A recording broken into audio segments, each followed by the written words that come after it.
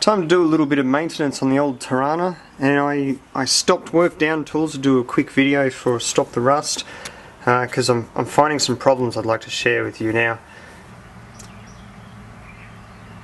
Here is the top wishbone suspension bushes. They're probably 40 years old, and I've been putting this job off for a while, but I feel it's time that they had a change.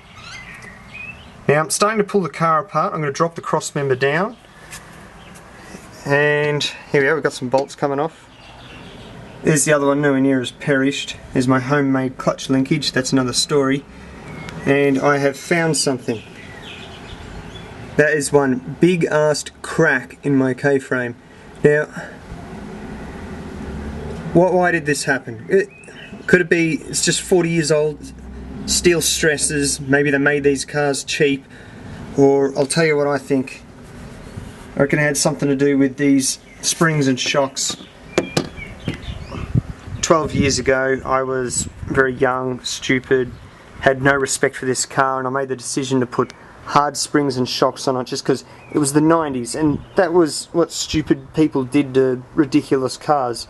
The harder the better, the lower the better, the stupider the tyres the better, and I think probably wear and tear from that has got a lot to do with this.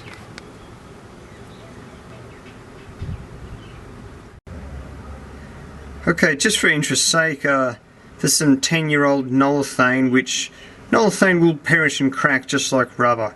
Only it's so much harder, you're going to lose all your ride comfort and probably damage all the rest of your suspension. See, it's just a big spot weld with a big air bubble in it, so I'm going to try now run a line right into that corner, and well, it'll stop the crack from getting any worse. Now, like most of you, I enjoy watching a lot of those videos on how to weld when everything's perfect and everything's wonderful. I'll give you a few tips on how to weld when everything's... Unfortunately, I'm using that flux core MIG wire without gas on the gasless MIG, and it's not as good, but it's what it's got, and I'm doing my best. Rule number one, don't set your car on fire. So there's the extinguisher, and in here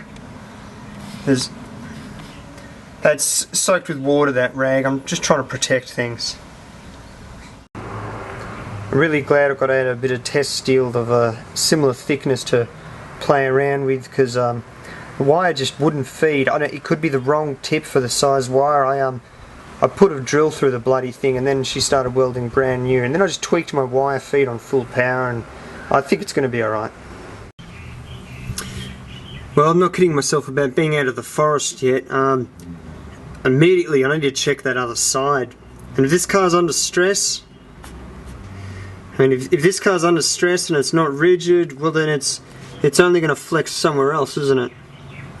So, but you know what, if your car's 40 years old, this is maintenance. You got to cop this. It's going to happen. I think it's just life. Sure, while doing this repair, I've been thinking about some horrible, shameful, abusive, mean things I've done to this car when I was 19 years old, but back then it was a $150 heap of shit. I suppose I shouldn't regret it, but I've got to, don't I? Take care, keep a good eye on your vehicles, good luck with them, and be safe.